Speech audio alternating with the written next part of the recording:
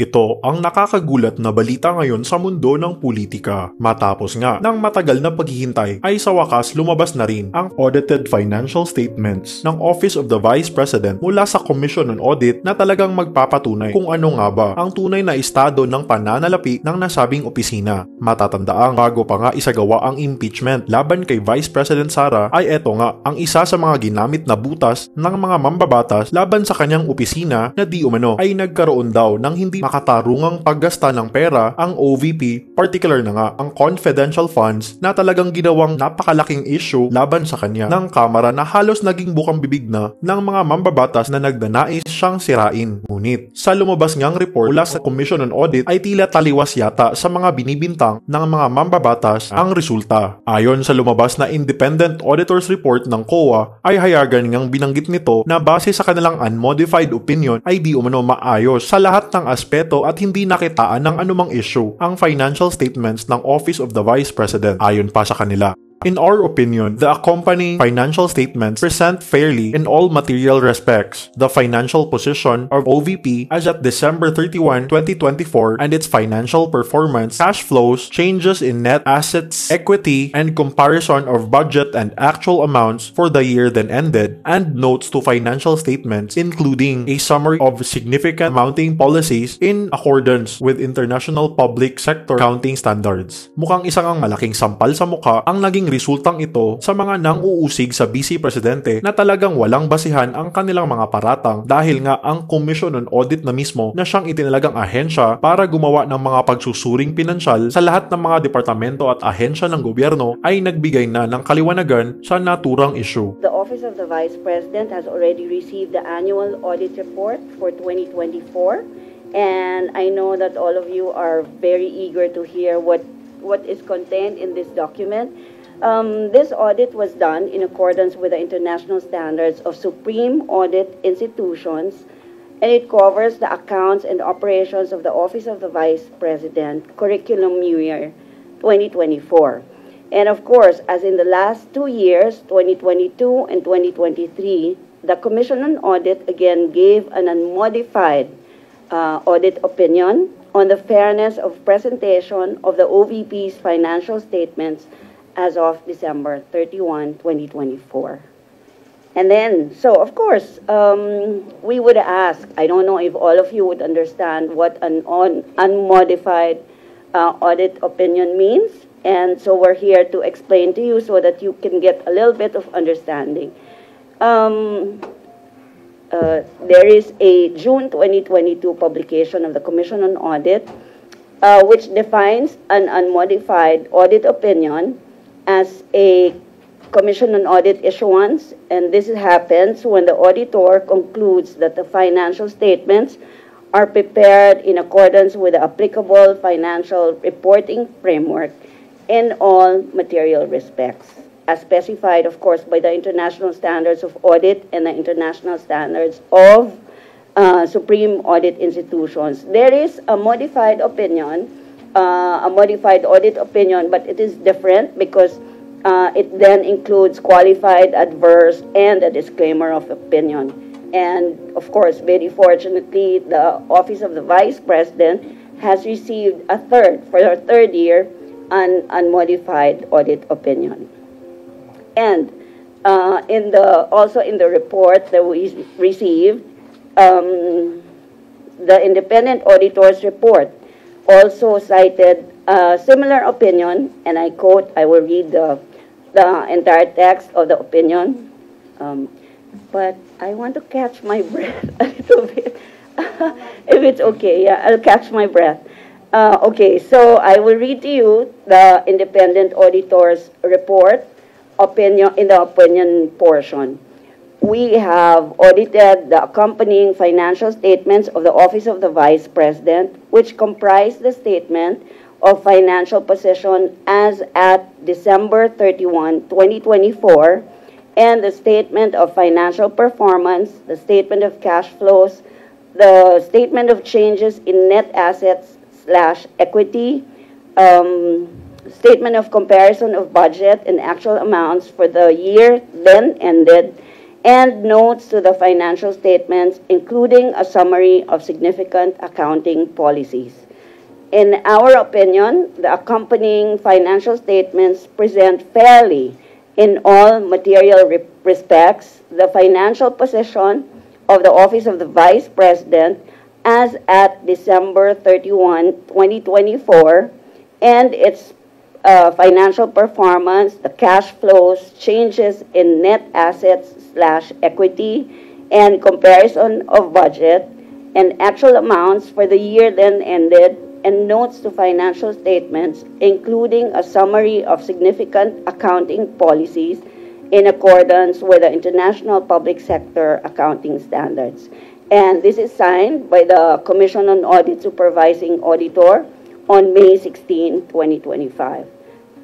So you'll see here, ladies and gentlemen, these opinions accompanying the Commission on Audit's 2024 Annual Audit Report for the Office of the Vice President is a confirmation of the Office of the Vice President's firm commitment to comply with all laws, existing rules and regulations, including audit guidelines, so that we can be transparent. This is, of course, for purposes of transparency and compliance, upholding the rule of law.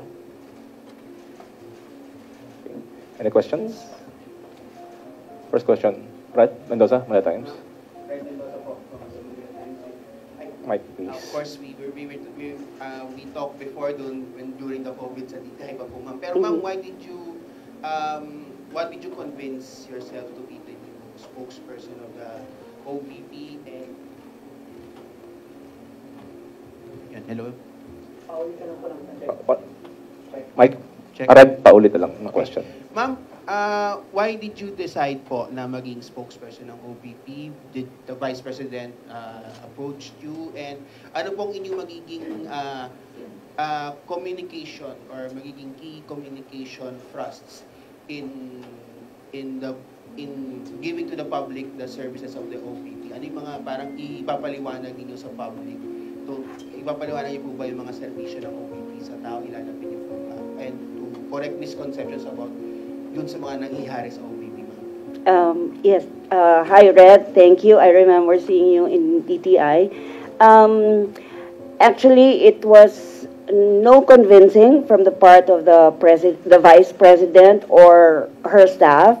They did not need to convince me. I actually submitted an application for any position, for anything that I can do to help the Office of the Vice President. And I'm fortunate that I was given this trust and confidence. And my purpose of being here, including, well, the first day is today, is to actually highlight all the accomplishments of the Office of the Vice President. You would see that, yes, the Vice President is the second highest leader in the country, and she would have similar obligations to the people as the President. And that is what we're going to do here, because the Office of the Vice President for the last 3 years has been performing and delivering basic services to the people. But we would need to give more emphasis, and so that everyone in the country or the public in general would know. Ma'am, last question na lang po on my end. Ma'am, doon po muna tayo sa budget po, ma'am. Sa budget ng OVP, I heard that the Vice President said na they want to stay doon sa same level as what was given in 2025. Nagbago po ba yon, or meron po bang konting changes sa increase po ba, or mananatili pa rin po ba doon sa level na 738 million as what was given by Congress last year? If ever, ma'am, mag-request po ba si VP ng a little increase man lang, if ever man, if medyo friendly? Yes, thank you, Red. Yes, the Office of the Vice President retains the 733 million, I understand, with a little bit of increase to cover personal services and then other operation costs that will help them fulfill the mandate that they have. It's not a lot, and of course it will be most welcome if Congress gives the Office of the Vice President more than what we're asking for. Okay. Next question, Marisol Abdurman, GMA News. muna po ako sa ano. So you will just speak for the institution, for OVP, That's not right. for VP Yes. really. No, not for the Vice Or- President, for the Office of the Vice President as the institution. So para alam lang ho namin, ano po yung pwede namin itanong sa iyo on behalf of VP po? The OVP as the institution and official acts of the Vice President as the brand or as the leader of the office. So kunyari, if you will ask anything about her on her The Hague trip now, pwede po. If it's official. So we may ask you about that now? Her trip is personal this time. It's all cost on her, not an official trip whatsoever. Ma'am, yung kasi may fear before si VP na nung kinaltasan yung budget nila this year is yung apprehension niya is yung pag-retrench ng mga employees, lalo na sa mga satellite offices, yung possibility po na may magsasara din mga SOs all over the country. May we have an update? Kasi isa po ito sa naging apprehension po niya. Meron nga po bang nagsara at meron nga po bang mga natanggal na employees?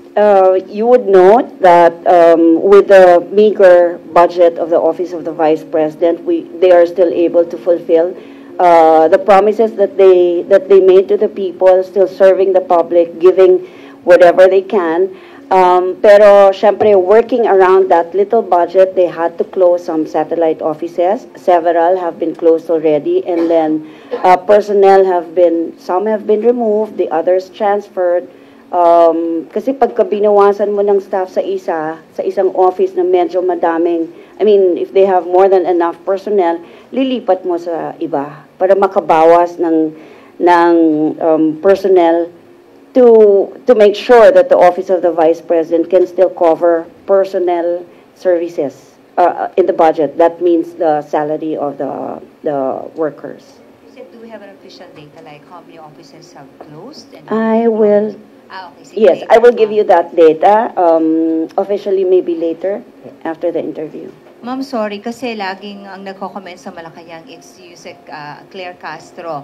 There's Attorney Abante of the Congress, so hindi naman ikaw yung pantapat ng VP sa kanilang dalawa.